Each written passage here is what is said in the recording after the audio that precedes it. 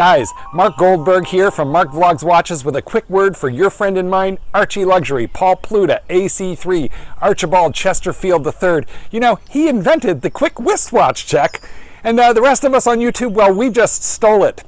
Help keep Archie full-time on YouTube by liking this video, watching this video, tell your fuckhead friends, and make sure to subscribe to his Patreon. And now, ArchieLuxury. Hi guys, it's ArchieLuxury on the Paul Pluta channel. Today guys, I'm doing a paid review, and this here is a paid review on a watch many of you would love to hate. This is for Eric. This is review 9N15. 9N15.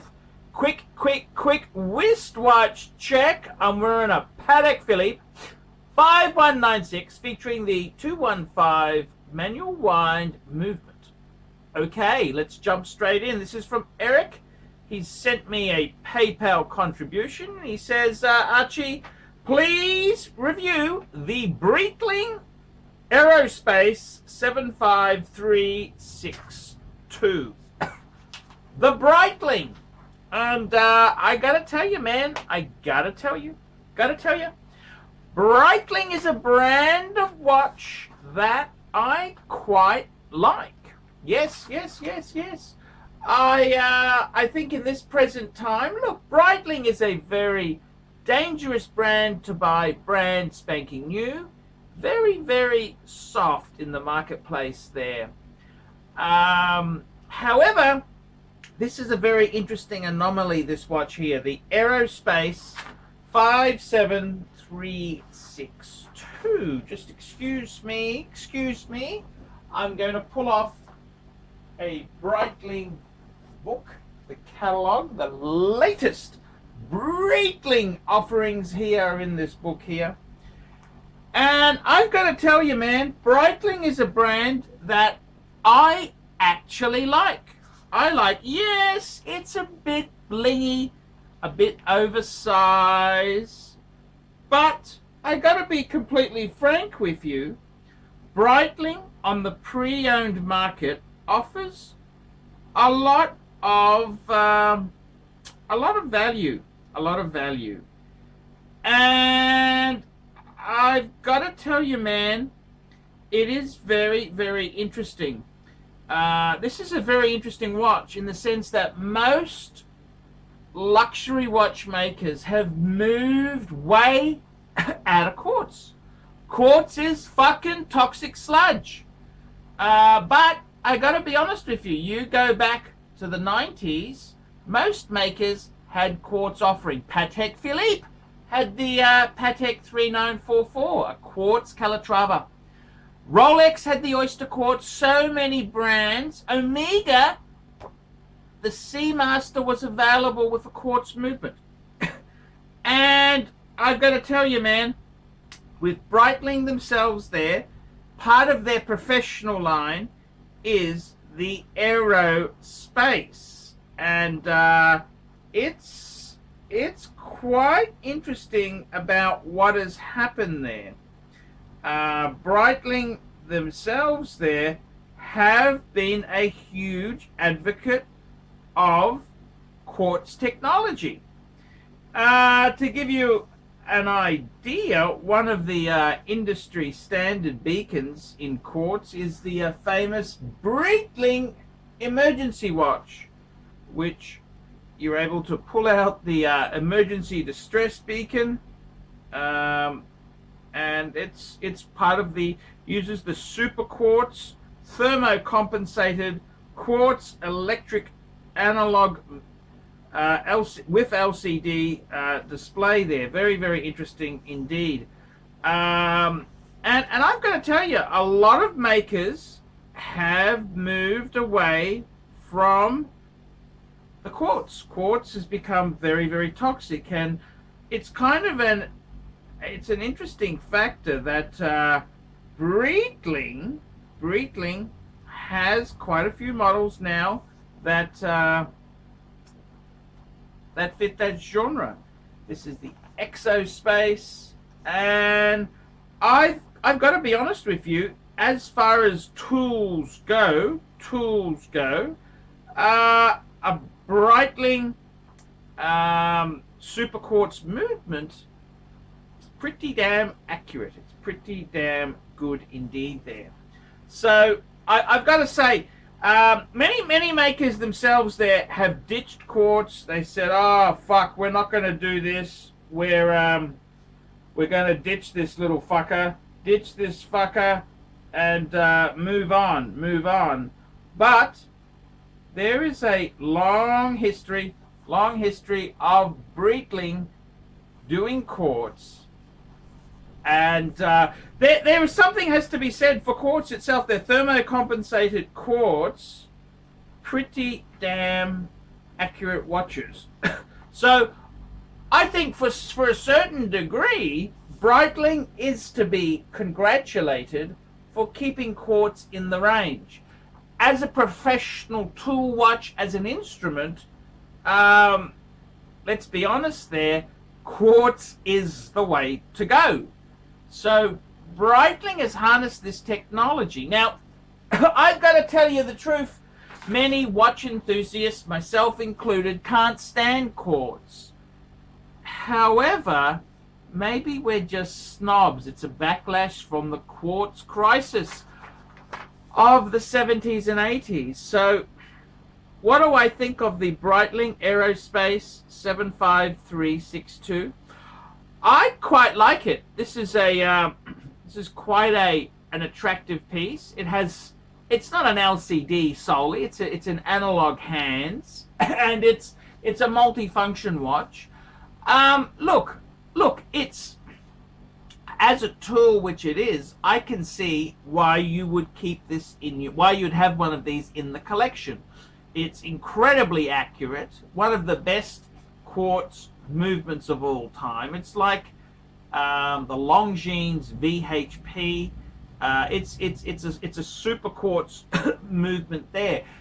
You really can't get better than that. And I think honestly, there is a place for it in someone's collection. So I'm not going to dish it and say it's voodoo, it's this, it's bad, it's that. I quite think, as a tool watch, it is a very useful thing to have. And I've got to say, on the pre-owned market there, just having a bit of a look at Chrono 24, you can get them for under $2,000 US, depending on condition, and you've got a few little variants there. They've got, I really like the bluey grey dial. I think that's my pick of the litter. Is it a bad watch to have? Look, I honestly think it's missing soul. It is missing soul. That is a problem. I do like soul in my watches, you know. I really do like soul, and I've got to be frank with you and say that soul is a very important thing to have. You want a heart of the watch. What is it that we love?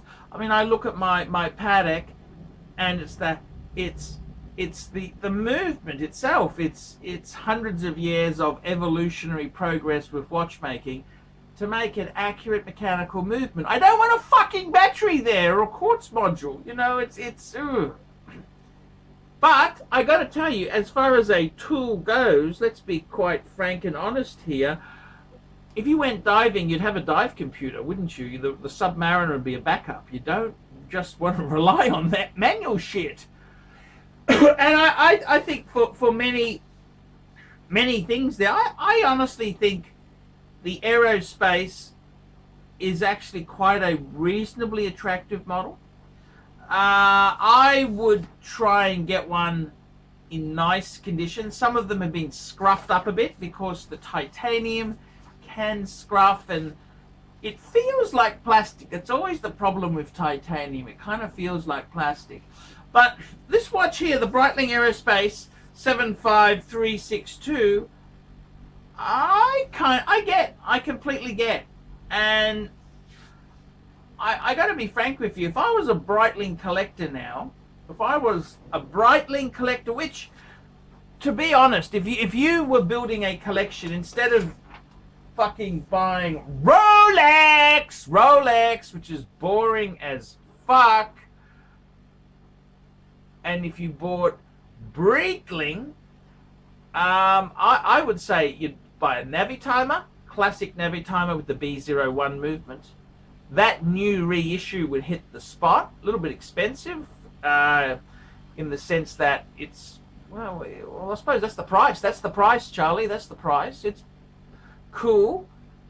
I'd add in a Super Ocean Heritage to give you a diver.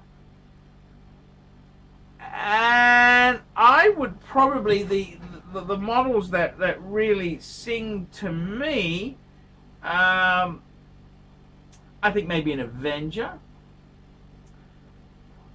And an aerospace could be ideal as part of the professional line. So you really could build a beautiful Breitling collection for not a lot of money.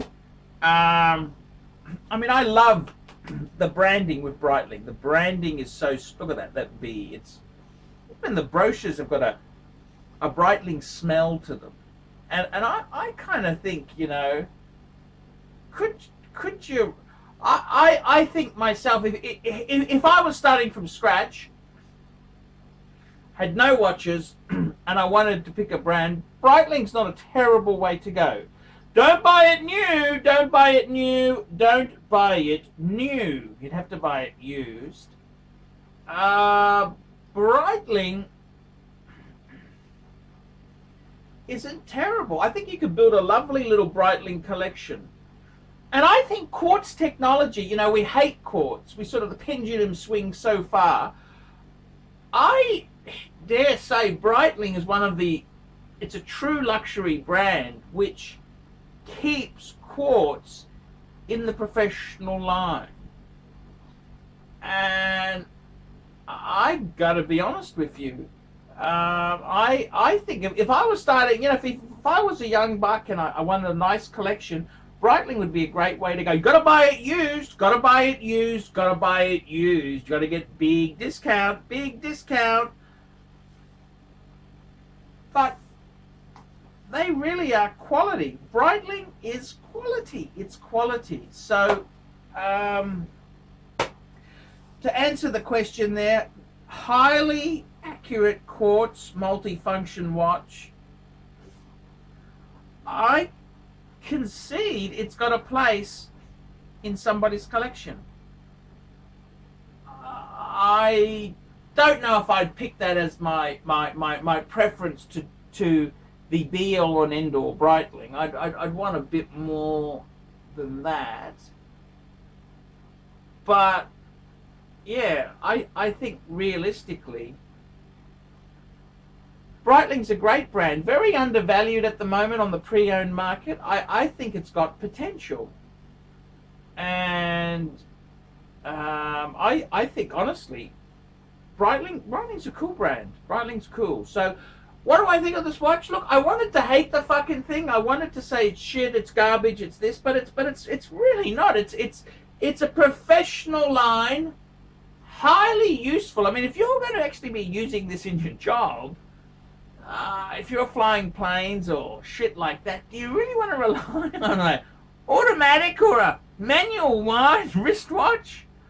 I mean, it's kind of like turning up for a photography assignment with a film camera. You think, fuck, it's if you've got to do real work, it's good to have that technology. And Breitling, everyone had Quartz for so long, a lot of the makers have ditched it. They've ditched those Quartz models, and I think it's got a place. I must say, honestly, I think it's got a place. Breitling isn't the only one to have Quartz. Cartier has a lot of Quartz. The ladies love Quartz. Patek uses Quartz. Cartier. But I think the Super Quartz is kind of, you know, it's kind of there. It's not just a luxury fashion watch. This is a watch to actually do fucking work. So I think it's actually a pretty cool watch. I wouldn't build my collection around it. I'd have a bit more scope, but I gotta say, it could be part of a very decent collection. I'm Paul Pluta. This has been a paid review on the Paul Pluta channel. Please like, subscribe, tell your friends, fuckhead and otherwise. And don't forget, guys, if you haven't done a paid review, paid reviews are the reason I could stay here making vids. If I didn't have paid reviews, I'd be softer than Breitling. So, guys, if you haven't done a paid review, please help me now. Please, guys. Oh. Hey Archie Luxury fans, if you're into luxury, then you gotta be into 66 Buick Rivieras. Check out my son and I, Alex, as we restore this beautiful 66 Buick.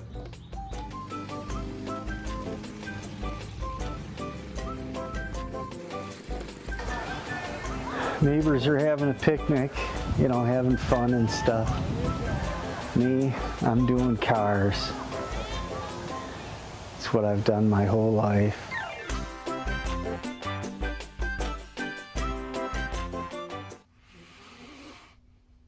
David SW. David SW. David SW. Who does ArchieLuxury recommend is the greatest grey market dealer in America? There's only one choice. David SW. That's right, guys. I've got to tell you the honest truth. I have for a long time been looking for the perfect answer. Who do I recommend people go to see? Who do I recommend that people can go and buy watches? And I've got to be honest with you. The greatest pre-owned dealer for Rolex, Patek Philippe, Audemars Piguet is David SW. David SW. David SW. DavidSW.com. That's right, guys. I have been looking for a contact who I can very nicely refer people to. I am not in the selling business. Customer service, I'm too old to sell watches. I'm too old. I like to recommend my viewers to a reliable source. In Australia, I've got some great sources. There's Sydney Watch Exchange with Cove, Ronnie at Vintage Watch Co, Shani at European Watch Gallery. And in America, who is the best source for pre-owned Rolex? For all the hot models? There's only one person I would recommend, David SW. David SW, David SW. That is the premier source for pre-owned Rolex. I gotta be completely frank and honest with you. Guys, if you are looking for a hot Rolex model, there is only one place you can go to. David SW. David SW. David SW. Let's be honest, guys. There's no point schmoozing the dealers, the ADs. They're just a waste of time. Unless you're going to buy 20 pieces, you are wasting your time. What you're better off to do is pay the market premium and go to a good pre-owned dealer. Who do I recommend? David SW. David SW. David SW. That's correct, guys. I want to tell you this now. I 100% stand behind David SW. David SW, the greatest pre-owned dealer in the entire United States of America. That's right, the greatest pre-owned dealer for Rolex, for Patek Philippe, for Audemars Piguet, David SW. He even does things like FP Journe. David SW, David SW, David SW. That's right. If you want to buy a pre-owned Rolex, a Patek Philippe, Audemars Piguet, there's only one good source I would recommend. David SW, David SW, David SW. I'm Paul Pluta, the method actor who plays Archibald Chesterfield III, and I'm proud to recommend David SW. See you later. Thank you for watching this channel.